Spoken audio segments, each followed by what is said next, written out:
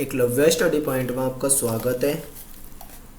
मेरा नाम सत्येंद्र प्रताप है और आज के इस वीडियो में दोस्तों हम देखेंगे क्लास 11th का चैप्टर 4 है। ये कार्यपालिका, इसकी बहुत डिमांड थी तो इसे मैंने बनाने की कोशिश की है।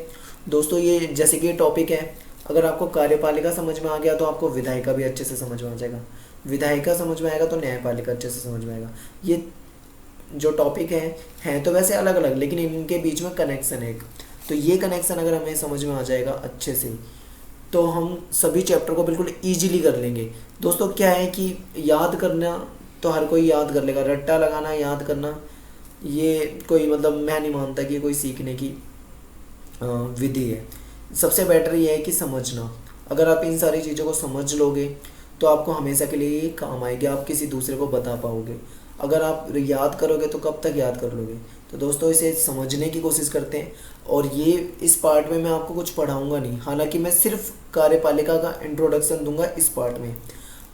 अगर ये पार्ट अच्छे से समझ में आ जाएगा आपको तो नेक्स्ट पार्ट जो मेरा होगा वो आपको बहुत आसान लगेगा, क्योंकि वो जो पार्ट होगा वो पूरा मेनली कार्यपालिका पे होगा। लेकिन इसमें कार्यपालिका को थोड़ा सा हमें समझना है और मैं आज का वीडियो अपना शुरू करता हूँ। तो दोस्तों देखते हैं कार्यपालिका होती क्या है। तो चैप्टर का नाम है कार्यपालिका, 4th चैप्टर है, क्लास 11th का है। पहला क्वेश्चन जैसे मैंने लिख रखा है कि सरकार के 3 अंग कौन से हैं। तो दोस्तों ये तो बहुत ईजी है, ये तो सभी को पता होता है कि 3 अंग कौन कौन से हैं। पहला दोस्तों आप देख पा रहे हैं स्क्रीन पे विधायिका, दूसरा क्या है कार्यपालिका और तीसरा क्या है न्यायपालिका। विधायिका का काम क्या होता है ये आपका नेक्स्ट चैप्टर है, वहाँ पे मैं उसे डिटेल में बताऊंगा। लेकिन यहाँ पे सिर्फ एक लाइन में अगर मैं समझाऊँ तो इतना है कि विधायिका कानून का निर्माण करती है। क्या करती है दोस्तों? विधायिका कानून बनाती है। हमारी संसद वगैरह से जो कानून बनते हैं वो, ठीक है। सेकंड जो है कि कार्यपालिका क्या है। कार्यपालिका दोस्तों क्या है, जो विधायिका ने जो कानून बना दिए, कार्यपालिका का काम है कि अब ये उन कानूनों को क्या करेगी, लागू करवाएगी। तो आप अपनी स्क्रीन पे देख रहे हैं इसको, कार्यपालिका इन कानूनों को लागू करती है। तीसरा है न्यायपालिका। न्यायपालिका आपको पता है हमारी जो कोर्ट वगैरह वो सब उसके तहत आ जाती है। उसका काम होता है इंसाफ करना, न्याय देना। तो तीसरा काम इसका अगर मैं बताऊं तो इसका काम होता है इनकी समीक्षा करना। कोर्ट के पास एक अधिकार होता है न्यायिक पुनरावलोकन, ये भी आप पढ़ोगे, 6ठे चैप्टर में पढ़ोगे आप ये न्यायपालिका वाले में। तो ये न्यायिक पुनरावलोकन क्या होता है कि अगर कोई कानून सरकार ने बना दिया है तो उसमें अगर कोई कमी है और न्यायपालिका उसकी समीक्षा कर सकती है इसके बारे में, ठीक है। तो दोस्तों तो यहाँ से हमने क्या सीखा कि सरकार के 3 अंग होते हैं। पहला होता है विधायिका, दूसरा कार्यपालिका, तीसरा न्यायपालिका। विधायिका क्या है, कानून बनाती है, कार्यपालिका उसको लागू करती है और न्यायपालिका उसकी समीक्षा करती है। तो इसके बाद देखते हैं दोस्तों कि कार्यपालिका क्या है। अब कार्यपालिका कई तरह की है, उसमें बहुत सारी बेसिक बातें हैं, वो सारी चीज़ें आप समझ लोगे तो आपके लिए बेटर रहेगा और इजी हो जाएगा आपके लिए। तो दोस्तों देखते हैं कार्यपालिका क्या है। कार्यपालिका का अर्थ है व्यक्तियों के उस समूह से है। कार्यपालिका का अर्थ व्यक्तियों के उस समूह से है। मैं इसे हाईलाइट कर देता हूँ एक बार। हाँ, कार्यपालिका का अर्थ व्यक्तियों के उस समूह से है जो कायदे कानूनों को संगठन में प्रतिदिन लागू करते हैं। यानी डेली लाइफ में ये जो कायदे कानून लागू किए जाते हैं उसको हम कार्यपालिका कहते हैं कि कार्यपालिका के द्वारा होता है। सरकार में भी वह अंग जो नियमों, कायदे कानूनों को लागू करता है और प्रशासन का कार्य करता है उसे कार्यपालिका कहते हैं।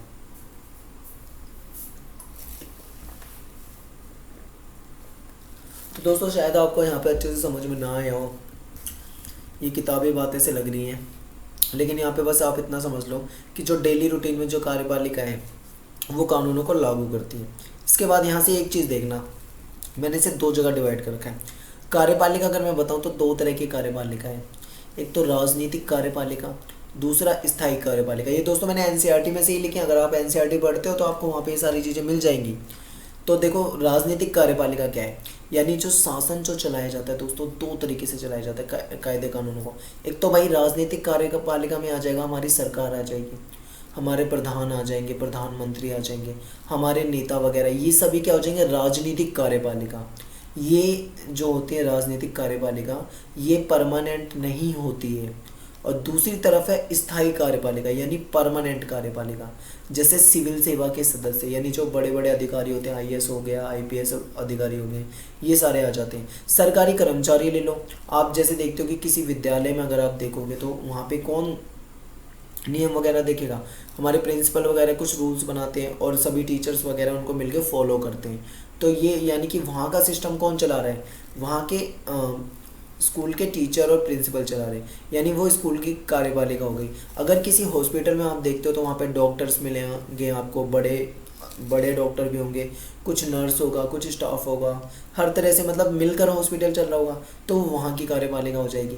इसी तरीके से ये जो स्थायी कार्यपालिका होती है, ये इसीलिए हम इसको स्थायी कहते हैं क्योंकि ये जो अधिकारी होते हैं ना, ये पढ़े लिखे अधिकारी होते हैं, पढ़े लिख कर मेहनत करके आते हैं और एक बार जब ये नौकरी में लगते हैं तो इनकी एक एज तय होती है कि 60 साल 62 साल जो भी है, इतने साल तक ये नौकरी में रहेंगे, इसीलिए इसको हम स्थायी कार्यपालिका कहते हैं। लेकिन हम इसको स्थायी कार्यपालिका राजनीतिक को क्यों नहीं कहते? क्योंकि दोस्तों आपको पता है कि पीएम बन गया कोई, मान लो, तो ज़रूरी है क्या कि वो 60 साल 62 साल तक वही पीएम रहेगा? कोई ज़रूरी नहीं है। 5 साल का उसका कार्यकाल होता है, हो सकता है वो 5 साल से पहले भी हट सकता है, हो सकता है वो 5 साल सरकार चला ले, उसके बाद दूसरी सरकार आ जाए। कोई नेता है, कोई मंत्री है, एक बार जीत गया तो क्या गारंटी है इस बात की कि वो 60-62 साल तक वही नेता रहेगा, वही जीतता रहेगा? इस बात की कोई गारंटी नहीं है। लेकिन इधर क्या होता है स्थायी कार्यपालिका में, यहाँ पे जो एक आदमी अगर नौकरी पे लगता है तो उसकी एक ये गारंटी तो होती ही है कि वो 60-62 साल तक नौकरी करेगा।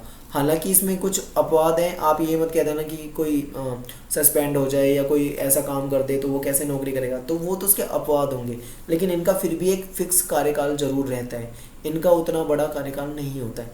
इसीलिए मतलब काम दोनों ही करते हैं, लेकिन एक राजनीतिक कार्यपालिका हो गया और एक स्थायी कार्यपालिका हो गया। तो इसमें सारे सरकारी कर्मचारी वगैरह, अधिकारी, बड़े अधिकारी, ये सारे स्थायी कार्यपालिका में आ जाएंगे। नौकरशाही, ब्यूरोक्रेसी, ये सब हम डिटेल में पढ़ेंगे, मैं ये सिर्फ इंट्रोडक्शन दे रहा हूँ आपको। यहाँ अगर आप समझ जाओगे तो आपको आसान लगेगा आगे का चैप्टर। तो ये राजनीतिक कार्यपालिका आपको पता है कि नेता वगैरह ये भी देश चलाने में सहायता करते हैं, देश चलाते हैं, नियम बनाते हैं और उन सारी चीज़ों को लागू करवाते हैं, और ये भी हैं जो इन सारी चीज़ों को चलाते हैं। ठीक है, देश जो चलता है वो इन सभी की मदद से चलता है। अब दोस्तों अगर मैं ये कहूँ कि जो नेता है वो देश के लिए रूल्स बना देगा और उसको लागू करवा देगा या कोई नई पॉलिसी ले आएगा तो ये तो हो जाएगा, लागू कौन करेगा? उनको यही सरकारी कर्मचारी तो करते हैं। और मेन चीज़ दोस्तों एक चीज़ ये है कि ये जो नेता होते हैं इनकी क्वालिफिकेशन पे भी एक बात ये होती है कि इनकी कोई क्वालिफिकेशन नहीं होती।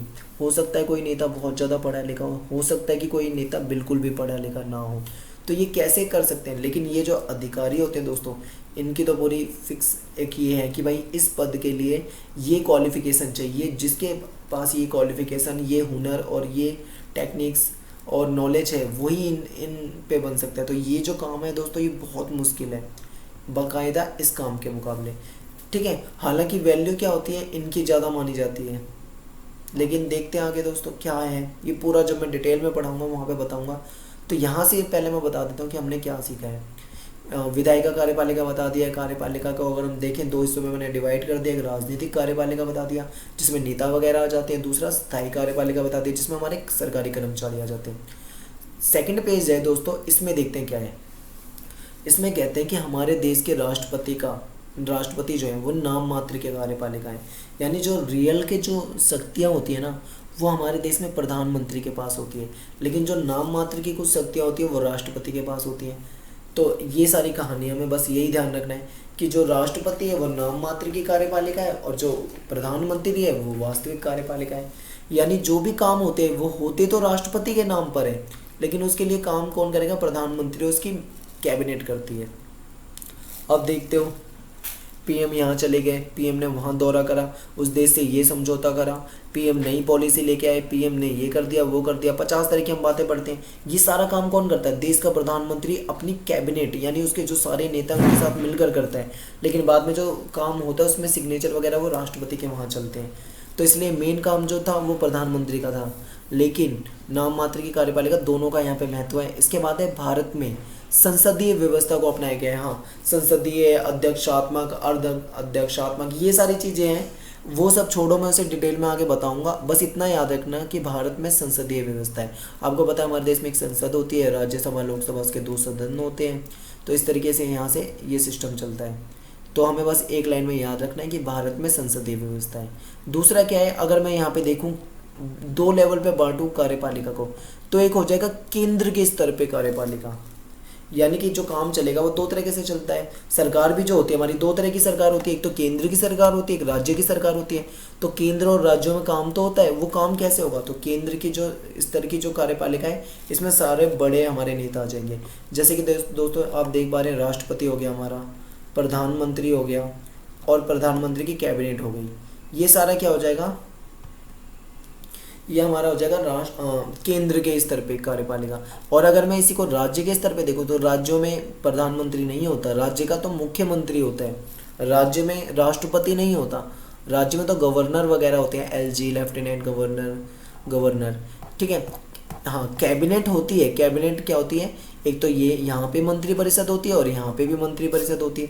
अंतर क्या है दोनों में दोस्तों, बस अंतर ये है कि ये जो मंत्री परिषद होती है सारे देश का काम देखती है, और ये जो है ये केवल अपने राज्यों का काम देखते हैं।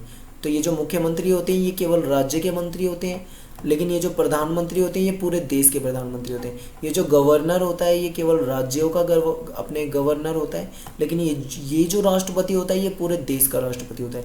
ये जो कैबिनेट होती है ये अपने राज्य के लिए होती है, लेकिन इधर जो कैबिनेट है ये पूरे देश के लिए है। तो यहाँ पे आप समझ गए होंगे कि केंद्र के स्तर पे और राज्य के स्तर पे कैसे होता है ये सब। तो ये बहुत बेसिक बातें हैं, ये अगर आपको आनी चाहिए। वैसे ये सारी चीज़ें नहीं अगर आती हैं तो यहाँ पे समझ लेना मेरे इस वीडियो में। अगला पॉइंट मैंने लिखा है कि भारत के संविधान में संघ की कार्यपालिका की शक्तियां राष्ट्रपति में निहित है। यानी जो हमारी संघ की यानी संघ का मतलब केंद्र, अभी मैंने यहाँ बताया आपको केंद्र, संघ को केंद्र कहते हैं। यानी यहाँ की जो कार्यपालिका की शक्ति है वो राष्ट्रपति में निहित होती है। तो आगे हम जो नेक्स्ट पार्ट होगा उसमें मैं राष्ट्रपति की सारी शक्तियाँ, राष्ट्रपति के काम और प्रधानमंत्री की शक्तियाँ, प्रधानमंत्री के काम, ये सब डिटेल में बताऊंगा। तो यहाँ से मैंने कुछ बेसिक बताया। इससे पहले मैंने एनसीईआरटी की बुक से एक क्लिक ली थी, उस क्लिक से देखते हैं कि इसमें भी कुछ चीज़ें दे रखी हैं। कार्यपालिका के प्रकार दे रखे हैं इसमें। पहला जो है ये आप स्क्रीन पे देख पा रहे हैं, सामूहिक नेतृत्व के सिद्धांत पर, यानी जहाँ पे कई सारे लोग मिलकर काम करते हैं, और एक है एक व्यक्ति के नेतृत्व पे। तो ये देखते हैं दोस्तों। अब यहाँ से मैं आपको फिर से बेसिक समझा देता हूँ, लेकिन जो नेक्स्ट पार्ट होगा उसमें मैं आपको बहुत अच्छे से एक एक चीज़ को बहुत अच्छे से बताऊँगा। यहाँ सिर्फ बेसिक है, आप ये चीज़ आपको अगर कार्यपालिका पढ़ रहे हैं तो आपको ये चीज़ पता होनी ही चाहिए। अगर आपको ये नहीं पता तो इसका मतलब आप कार्यपालिका को अच्छे से नहीं समझ पाएंगे। संसदीय व्यवस्था, अभी मैंने थोड़ी देर पहले बताया था कि भारत ने इसी व्यवस्था को अपना रखा है, संसदीय व्यवस्था। यहाँ देखो दोस्तों क्या होता है संसदीय व्यवस्था में। दोस्तों क्या होता है कि सरकार के प्रमुख को, जो सरकार का जो मेन होता है, हेड होता है, तो उसको क्या कहते हैं, आमतौर पर प्रधानमंत्री कहते हैं। तो दोस्तों बात बिल्कुल सही है। हमारे देश में भी क्या है, संसदीय व्यवस्था है, और सरकार का जो हेड होता है यानी सरकार का जो सबसे बड़ा मुखिया होता है उसे हम प्रधानमंत्री कहते हैं, और वह विधायिका में बहुमत वाले दल का नेता होता है। बिल्कुल सही है। विधायिका में अगर हम देखें, लोकसभा में अगर हम देखें तो लोकसभा में जिसको बहुमत मिलता है वही तो अपना प्रधानमंत्री बनाता है। यानी कि अगर जैसे आज के टाइम पे देखें तो केंद्र में बीजेपी की सरकार है और हमारे नरेंद्र मोदी जी हमारे देश के प्रधानमंत्री हैं। तो ये वही दल तो है जिसको बहुमत है, कांग्रेस का कोई नहीं है पीएम। क्यों कांग्रेस को बहुमत नहीं है? तो ये हो जाता है दोस्तों इस तरीके से। वह विधायिका के प्रति जवाबदेह होता है। जाहिर सी बात है कि वो अपनी विधायिका के प्रति जवाबदेह होगा। देश का प्रमुख इनमें से कोई भी हो सकता है। तो ये इसका पॉइंट नीचे था, वो क्लिक मैंने नहीं ली है, तो यहाँ से बस इतना समझ लो।